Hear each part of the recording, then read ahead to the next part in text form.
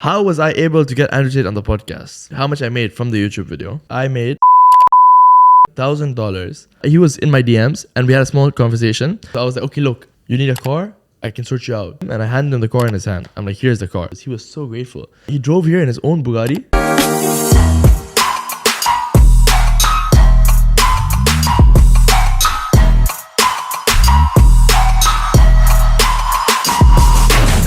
Good afternoon and welcome back to the Ahmed Mahmoud Show, the podcast where we talk about business, life, happiness, money. So guys, thank you for returning back to the channel. I really appreciate it. As you know, my last episode was with Andrew Tate, and today we're gonna just quickly talk about the experience of Andrew Tate filming that episode. I have Marwan here. Marwan is my friend. What's up? So guys, this episode, basically a lot of people were asking a bunch of questions about how the whole thing went with Andrew Tate, how the whole experience was. I thought I'd come on here and make a quick video about how exactly it went, how much I got paid, how much I made from the YouTube video, and basically why, like how the whole process went, how I was able to get arguably the number one podcast guest you can get right now, especially since he's banned from everywhere. So there's like a big starving for his content. So we'll get into it. I just want to thank you guys all first before I start for the support. The support I got on the video was tremendous. You guys are like my family now. This podcast was something I started just for like out of passion for always wanting to like have a talk show. And this was the closest thing I could get to that. But I really appreciate you guys for taking the time out of your day to tune into another video, to watch me sit here and talk about whatever I want to talk about. It means a lot. So thank you guys so much for the support. It's the Ahmed Mahmoud Show family. So Andrew Tate, how the whole process went. If you guys know Marwan, he was there that day. He actually helps with all this like studio stuff. So if you see all these, how amazing this podcast looks, it's all thanks to him. And he was here that day, so it was good. It's good to have him here as well to say his experience of dealing with Andrew Tate.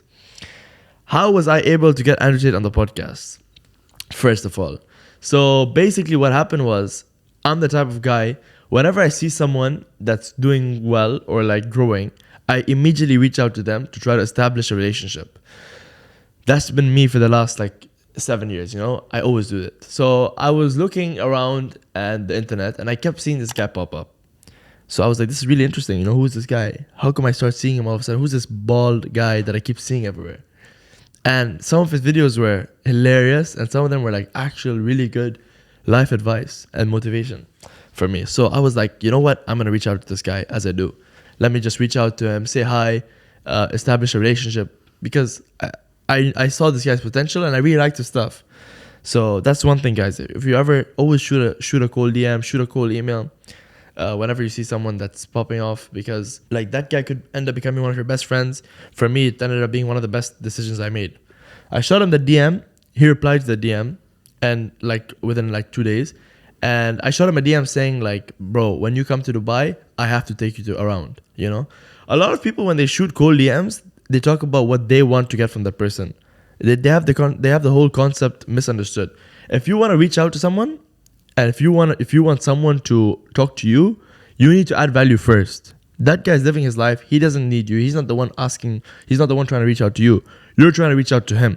So always when you reach out to someone, add value first. A lot of people are entitled. They're like, why doesn't this guy want to support me? Why does this guy want to help me? Why would he help you? Who cares about you? Who gives a f*** about you?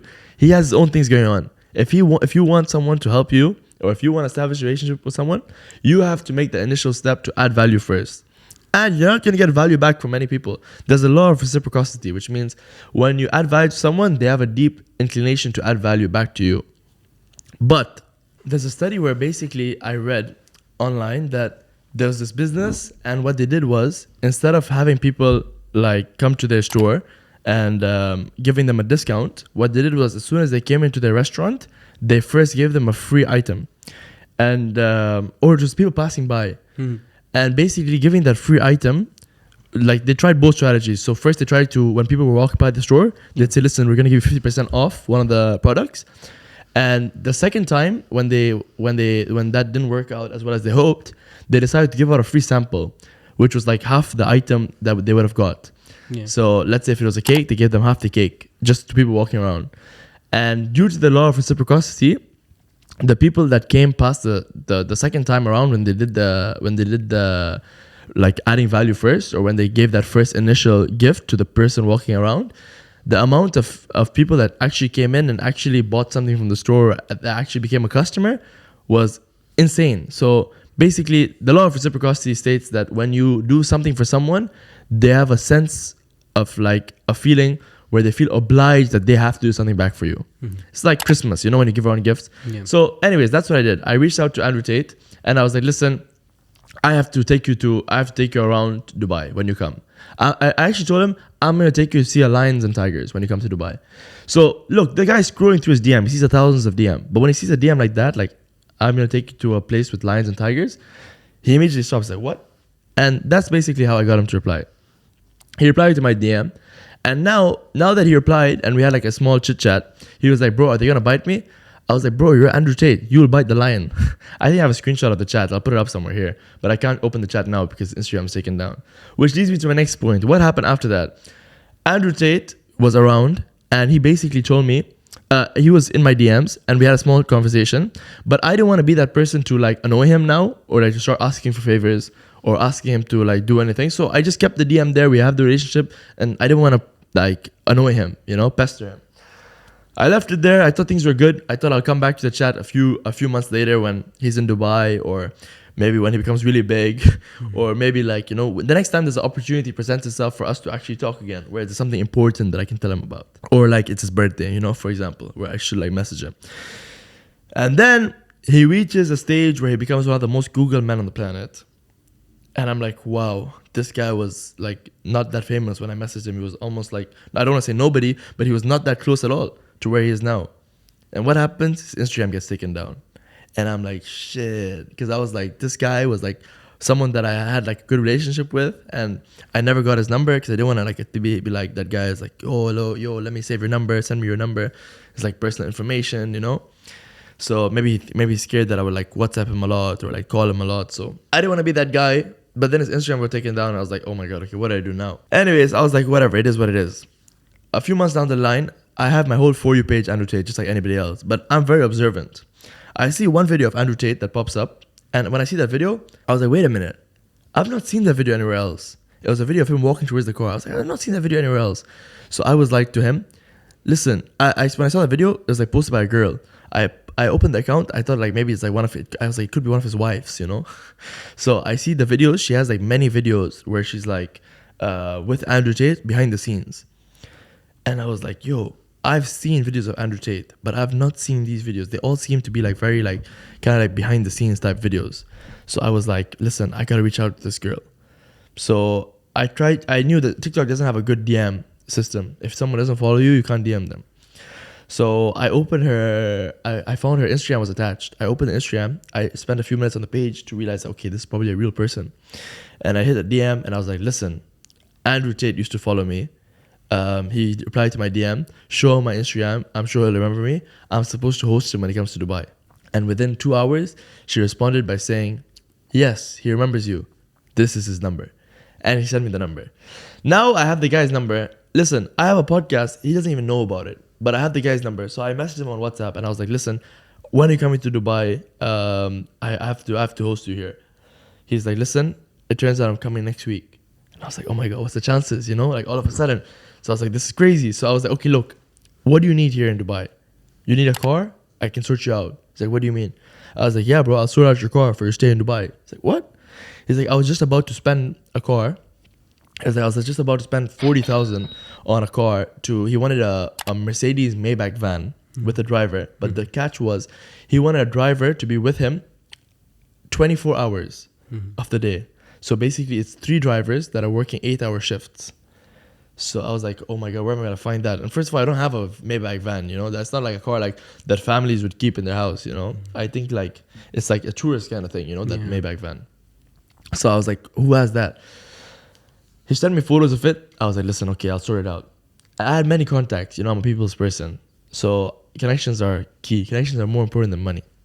So I had this one guy who was a rental car guy. I didn't know him that well, but I kind of knew that he has a lot of cars. I just walked in the showroom, and I found him sitting there, and I said, bro, can I talk to you for a few minutes? He's like, yeah, what's up? I said, listen, I have Andrew Tate coming to Dubai. Would you be down to give him a car for a month? In return, he'll come to the showroom, and he'll basically visit you guys, and you guys can make some content about how he got the car from you guys, and you get to meet him in real life. And he's like, what? He's like, yeah, I'd love that. I'm like, okay, but here's the catch. You have to do it for 1 month. You have to give him the car for a month. And he's like, a month? You know, he's like, that's like almost like $40,000, you know? Yeah. So then he was like, I'm like, look, this is the case. This is the situation. You know, it is what it is. I told him, if you want, you can do it for 1 week. And for the other 3 weeks, I'll find other people to fill in the other weeks. I go to like 4 or 5 different rental car companies and recover the time. But I think when I said that to him, and I even said it in a way where I was like I can find some other guys, you do 1 week and I'll find some other guys to do the other weeks. It kind of made it feel like, man, like if he's going to come to my showroom for 1 week and the next week he's going to go to another showroom, it diminishes the value of him coming to my showroom. Values it completely. Yeah. So I was like, okay. Well, he's like, what do you want to do? So I was like, you want to do it for the whole month?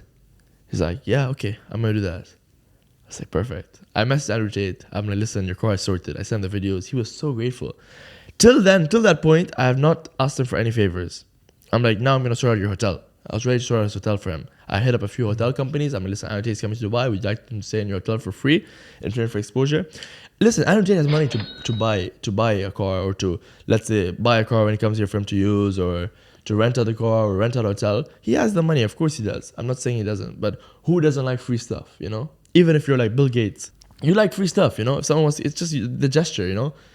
You feel good about it, you know? Even if I don't know if you've noticed this, but if you ever tried a food, when it's free, it always just tastes better. I don't know. That's in my head. Anyway, so he was like, okay, you listen, this is really nice of you. I said, yeah, man, no worries. He comes to Dubai. I come to him and I hand him the car in his hand. I'm like, here's the car. And then that's the point where I was like, okay, listen, I'm giving you the car. For the renting car company, you're going to have to visit their showroom. But for me, here's the car. Like I went to his doorstep and I gave him the car without asking for anything in return. But I was like, listen, I have a show, a podcast. It's called The Ahmed Mahmoud Show. If you would have 30 minutes on any day, it would mean the world for me if you could come to the studio and we could do a quick episode. And that was after I already provided all that value. Till that point, I did not ask for a single thing in return. And then I even told him, and I was like, you know what? And if you can't do it, I completely understand, because I know you have probably 100 podcast requests. So if you can't do it, I completely understand, and it's completely not an issue. And I think also me saying that and him seeing that I did this from the bottom of my heart with no strings attached, not like I'm like, okay, you have to do this. He was like, you know what? Let's do it. And even I said 30 minutes. You know, who's going to say no to 30 minutes? But I had the feeling like when he comes here, he's probably going to talk for longer. Yeah. That 30 minutes ended up turning to like 2.5 hours. So yeah, but I had that kind of feeling. But if he came in and he just stayed for 30 minutes, I'd be fine with that. But I knew that, you know, it's unlikely that he would do that. But if you're going to ask for someone, try to make it also like a reasonable ask. You know, don't try to ask too much of them, even after you provided value. That's basically the story. Another thing I'd say is like when he came here, I thought that he would come like with like a bunch of people, you know? Do you not feel like that? Yeah, like an entourage or like an entourage or something. Yeah. So when he came here and he was like alone, I was like, what the hell's going on? He drove here in his own Bugatti, and he came like with his Bugatti. It's like a $5.3 million car. Came, he parked it up. He walked inside on his own, and like we have like 5 people here in the studio, like all from my side, like, you know, you and there's a couple of other guys, and all from my side.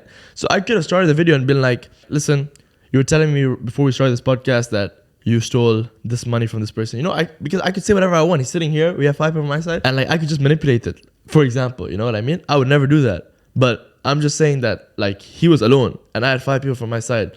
But I feel like this guy's confidence that he has when he sits in a room, I feel like he comes with this, like he's 6'3", he's massive, and he sits down there and he's like buff. And like I feel like he kind of knew that if anything were to go wrong, he could just take all of us in like one brawl, one by one. He could just knock us all out. So I really respected that confidence that he had.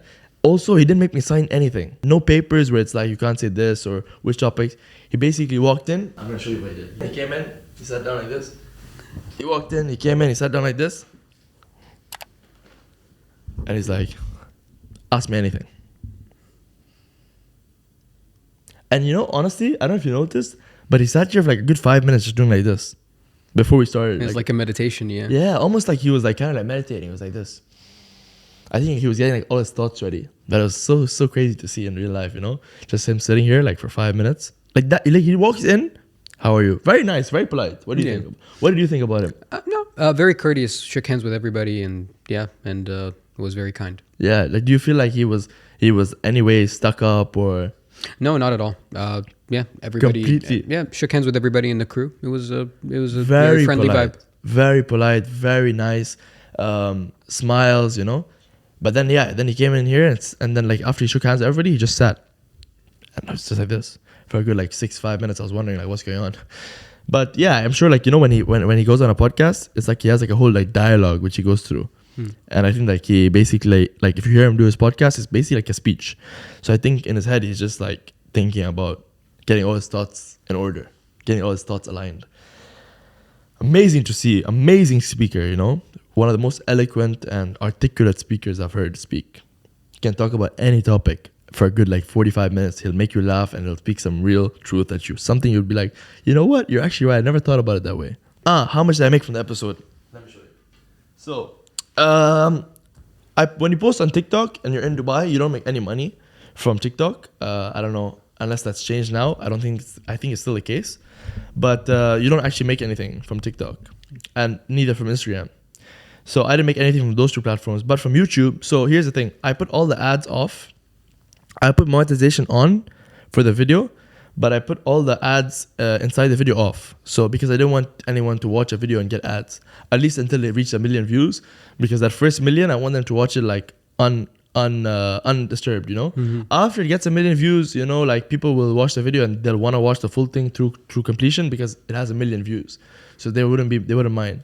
So I was like, the first 1 million views, I'm gonna put all the ads off, and even now, a lot of the ads are off still. So like, you won't get any non-skippable ads, for example. The ones that say non-skip. I don't know if you guys know this, but YouTubers are in full control of how many ads you see in the videos and which type of ads. So when you see that double non-skippable ads, that's your favorite YouTuber deciding that he should make you wait a few more minutes before you watch the video. But I mean, he has to pay his bills, so he's a businessman at the end of the day, or she's a businessman. Anyway, so. After the video got like 1.1 million views, I turned on some of the other ads in the video. Before that, I had 0 ads in the video besides the display ad, which comes on the side if you're on laptop or on the bottom if you're on phone, but nothing on my video. And the reason why I even did that alone was because if YouTube sees that the video is not monetized, themselves, if monetization is off, for example, they will not push out the video as much because they're not earning anything from their video. So their algorithm's not going to push out their video. So when they see that they're making money, because when I make, they make. If I don't make, they don't make. So I think the YouTuber gets like 55% of the revenue from the video. Right. So yeah, this is the video, Andrew Tate. I'll show you here. So this right here, I made $6,700 after the video reached 1.1 million views till it reached. Now it has like 1.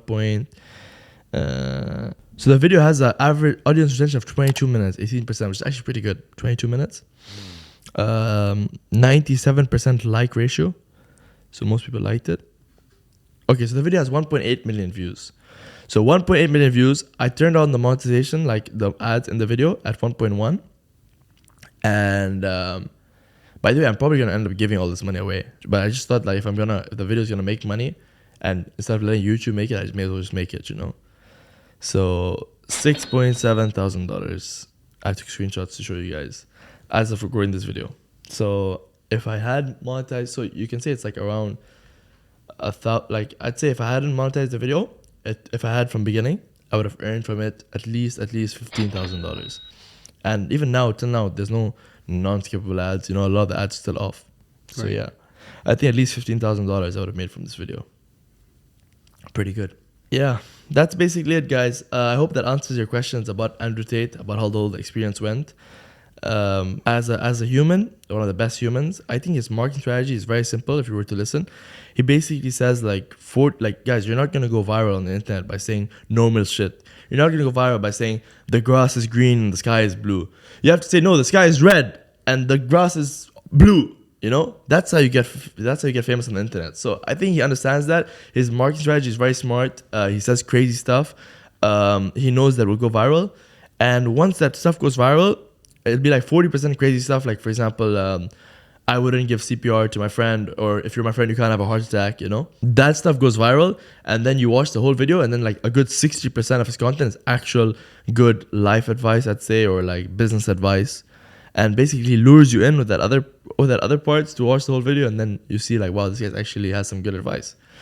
That's a strategy from what I've seen. So I think he's a phenomenal marketer. That's basically what I could say about him. Honestly, after meeting him in person, I could tell you there's not a single bad thing I could say about him as a person.